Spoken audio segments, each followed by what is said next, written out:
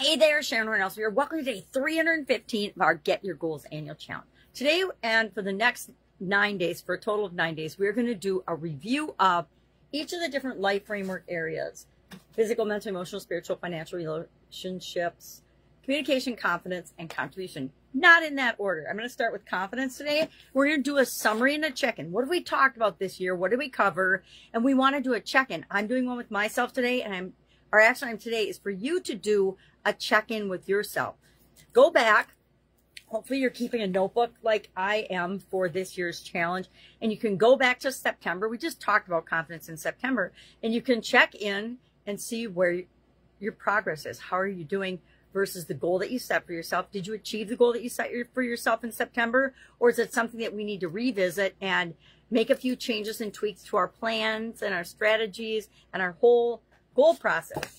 Each day over the next 9 days, today included, we're going to go over the goal process. And I'm not going to do it today. I'm just going to summarize what we talked about today.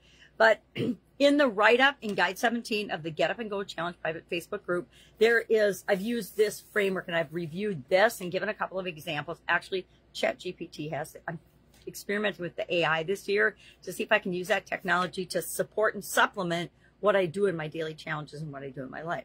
So we'll go through the process in the notes every day for the 9 days. But I'm going to talk about a summary. I went back through the calendar. Some months I noticed that I wrote on my calendar, my content, rough draft content calendar, the topics I talked about. Others, I'll have to go back through my handy dandy annual challenge journal, because I can go back, use magnifying glasses, blow it up and see what we talked about. And I'll have to do that for a couple of months. I know February and March, I think for sure, I'll have to go back and do that for. So let's summarize. Let's grab a magnifying glass and let's summarize. What did we talk about with respect to confidence just a couple of months ago, right? It's only November. It's, mid-November. Oh, 11/11. Happy 11/11 today.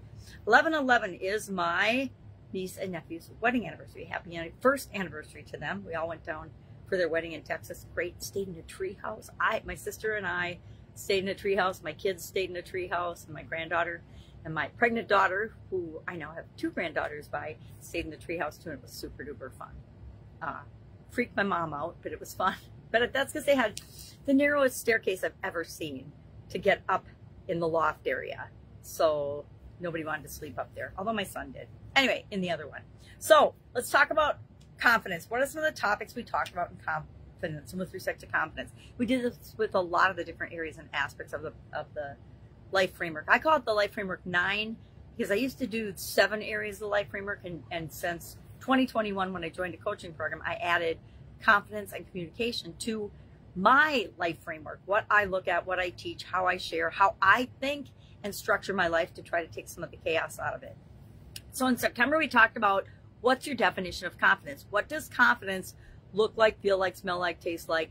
How do you experience it? How do you define it? And that's the time, the beginning of each time we talk about one of these life framework areas, and we can do it anytime, right? We can review and we can say, is the definition that I've set up for confidence and feeling confidence right for me today? Because when I was younger, I just was young and naive and dumb and automatically felt confident in certain situations. Yet there were other situations I didn't feel the least bit confident in. I'm not going to divulge those, but there were a lot, right? There were a lot of times I felt confident and I knew what I was doing and I was sure of myself and I knew I could figure it out. And there were other areas, not so much. And I guess that's probably still true today in some instances. So we talked about what's our definition. How do we create a definition that empowers us to continually improve and feel the way we want to feel, experience the things we want to experience in specifically our area of confidence. Why? Because we've talked about this, but confidence is an underpinning to everything. It determines what we'll even step out of our comfort zone to try or do or see, etc. We talked about our core values with respect to confidence. What is most important to me? What is most important to you with respect to our core values, our confidence core values? We talked about our confidence thoughts, and we collected those for a day. We thought and talked about our confidence beliefs and what's the difference between a thought and a belief. Thought is something that just passes through our mind. 80,000 plus of those a day, according to statistics. I have not verified that.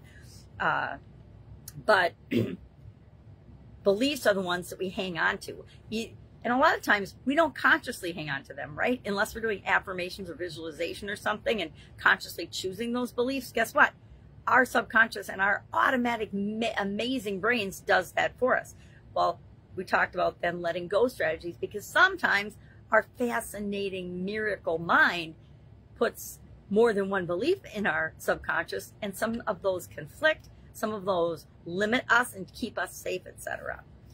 We talked about and applied the SOAP framework, and we're going to talk about the SOAP framework. I'm probably going to talk about the SOAP framework till the day I die. That's how powerful a tool it is. And it just stands for, again, story is the S in the SOAP framework. What's our current situation? What's our desired situation or story? Because we're always telling ourselves and other people stories of how we can or why we can and cannot do something, or why we will or will not do something.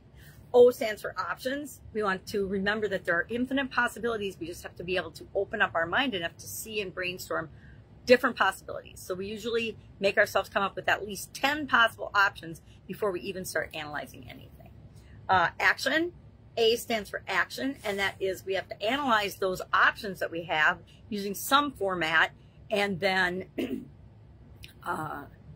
act. We have to act now. As soon as we come up with an idea and make a decision and a choice, we want to take some action towards it.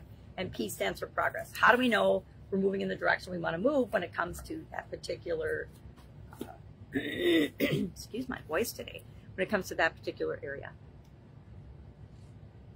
or that particular situation? Then we talked about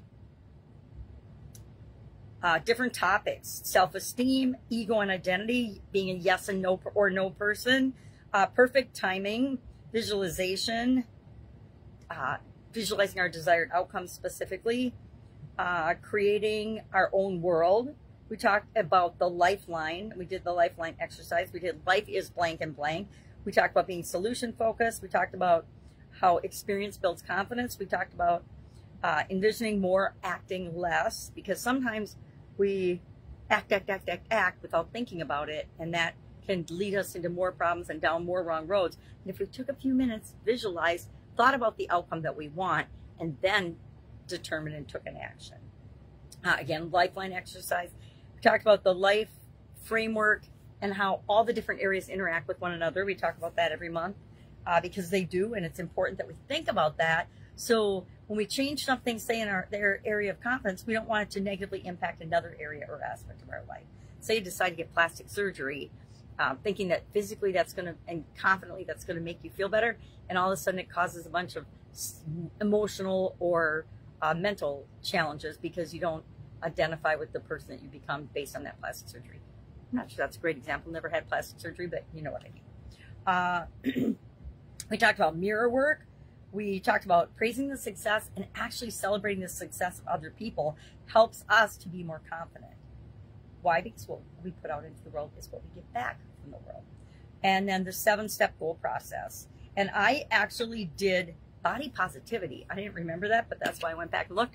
But I did body positivity as my confidence goal. And I will check in with that today and see how I'm doing. I would say a little better, but not necessarily awesome. There's always room for improvement in any area and aspect of my life.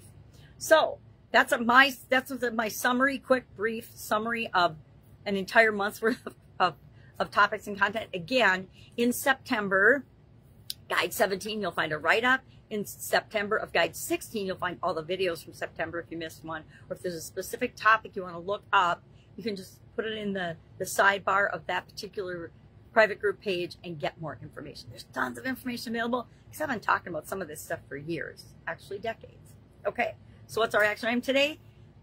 Go back, review the goal that you set for yourself with respect to confidence. Have you accomplished it? If not, are you on track to accomplish it by the date you set? Remember, we're doing these by the end of this year. And if not, what do you need to do to tweak and change and get back on track? If you need help with this, I am here for you. Just message me or, find a way to contact me. It's not that hard. I share my contact information all the time. All right, have an awesome day, and I'll, of course, be with you tomorrow. Bye.